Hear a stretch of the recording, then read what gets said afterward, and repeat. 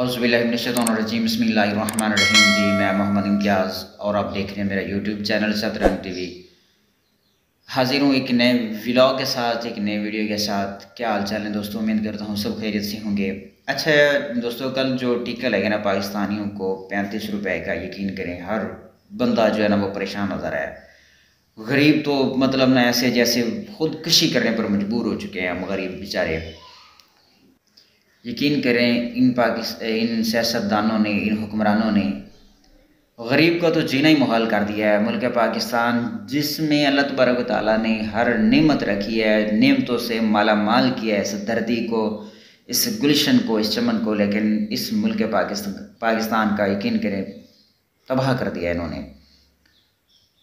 اپنی نااہلی سے، اپنی جہلیت سے اس ملک کا بیڑا غرق کر دیا ہے۔ وہ ملک پاکستان جس میں سب کچھ ہے، سب کچھ چھینا جا رہا ہے۔ آج اسی ملک سے چینی غائب، دالیں غائب، گندم غائب، آٹا غائب، پٹرول غائب، بجلی غائب، ہر چیز مطلب نا غائب کی جا رہی ہے اور غائب ہو بھی چکی ہے۔ ملک ڈیفالٹ ہونے کے بالکل قریب پہنچ چکا ہے، ہر بندہ پریشان ہے کہ اور اگر دیکھا جائے تو ہم ہی اس چمن کے اجاڑنے میں، اس چمن کے اجڑنے میں ہم خود ہی ذمہ دار ہیں، کیونکہ ہم خود ہی ووٹ کے ذریعے ان لوگوں کو اپنے اوپر جو ہے نا وہ مطلب حکمرانی کے لیے ان کو دعوت دیتے ہیں، حکمران بناتے ہیں، اور پھر وہ ہماری جو چمڑی ہے نا وہ دھیڑ کے رکھ دیتے ہیں۔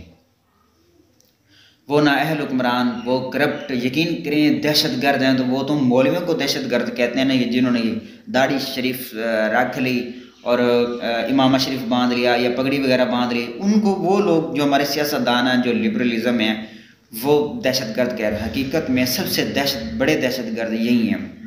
جہل بھی یہی ہیں، ان ایجوکیٹڈ لوگ ہیں، جاگیردارانہ نظام ہے۔ یقین کریں کہ ان کو کچھ پتہ نہیں ہے، نہ یہ معاشرت سنبھال سکتے ہیں یا نہ ملک کو چلا سکتے ہیں، صرف لٹیرے ہیں دن دہاڑے۔ کل جس طریقے سے انہوں نے 35 روپے پیٹرول بڑھایا، اور ابھی تک یہ بڑھنا بھی ہے بھائی، 35 اور 35 دو 35 ہو جائیں گے، تو دیکھ لیں کہ اتنا مطلب نہ مہنگائی کر دی، اتنا پیٹرول مہنگا کر دیا۔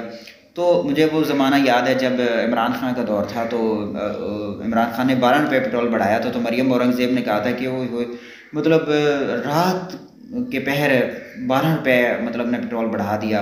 تو آج انہوں نے چپ کر کے نون لیگیوں نے 35 روپے کا اضافہ کر دیا، اور مزید 35 روپے کا اضافہ کرنا بھی ہے۔ تو یہ باری باری بھائی سارے لٹیرے ہیں۔ میں کسی کو سپورٹ نہیں کر رہا، کسی کو سپورٹ کرنی نہیں چاہیے، جتنے بھی سیاستدان ہیں سارے کرپٹ ہیں۔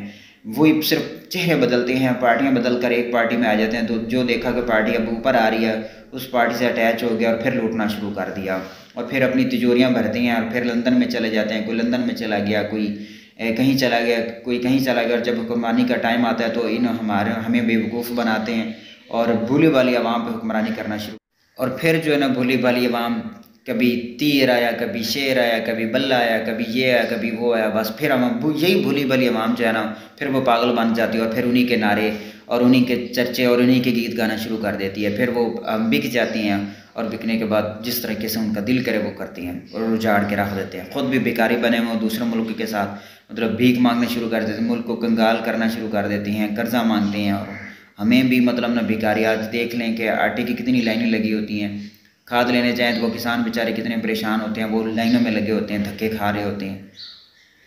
یہ تو سارے ہی ایسے ہیں، چاہے وہ نون لیگیوں، میری باتیں کڑوی ہیں لیکن سچی بھی ہیں، کہ چاہے وہ نون لیگیوں، چاہے وہ یوتھیوں، چاہے وہ کاف لیگ کے لوگوں، جتنے بھی اب تک جتنے بھی چہرے میں نے دیکھے نا، بلکہ ہمارے بزرگوں نے بھی دیکھے ہیں، سارے کے سارے قائد اعظم کے بعد جن کی تنخواہ صرف 1 روپیہ تھی، اور وہ سرکاری خزانے سے کچھ بھی مطلب نہیں لیتے تھے اپنے ذاتی خرچے کے، لیکن ان لوگوں کو دیکھیں، یہ جو اب ہمارے سیاستدان ہیں، ان کے پروٹوکول کے لیے کتنی لگژری گاڑیاں، ان کے لیے سیکیورٹی گارڈز، مطلب ایک کوئی بندہ آ جائے تو وہ گاڑیوں کی بھرمار ہوتی ہے۔ جی وہ کدھر سے پیسہ جا رہا ہے بھائی؟ پاکستان اگر کنگال ہوتا، پاکستان اگر غریب ملک ہوتا، پاکستان میں کچھ نہ ہوتا، تو پھر آج انہوں نے اتنی عیش و عشرت کرنی تھی یار؟ یہی بندے ہیں۔ کل مریم نواز کی پوسٹ دیکھی کہ وہ لائن میں کھڑی تھی، اور وہ جو ہمارا باجوہ ہے وہ لائن میں کھڑا تھا، لیکن جب پاکستان میں باری آتی ہے ان کی تو وہ پورا ملک جام ہو جاتا ہے، سارے علاقے بند ہوتے ہیں، عوام پریشان ہو رہی ہوتی ہے، اور کون آ رہا ہے جی؟ فلاں آ رہا ہے جی، فلاں آ رہا ہے۔ یار یہ قوم کے محافظ ہیں،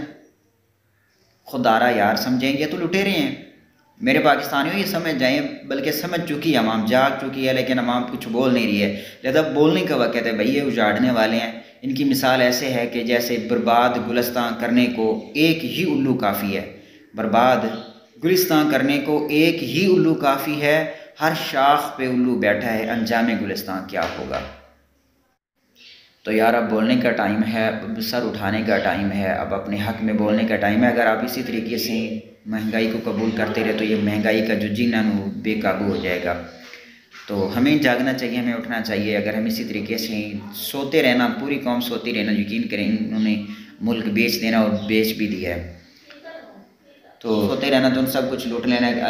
علامہ خالد حسین رضوی رحمۃ اللہ علیہ نے کیا خوب فرمایا کہ نکی چادر تان کے سو گئے، مالک چور پچھان کے سو گئے، لٹن والیاں رج کے لٹیا، جگن والے جان کے سو گئے۔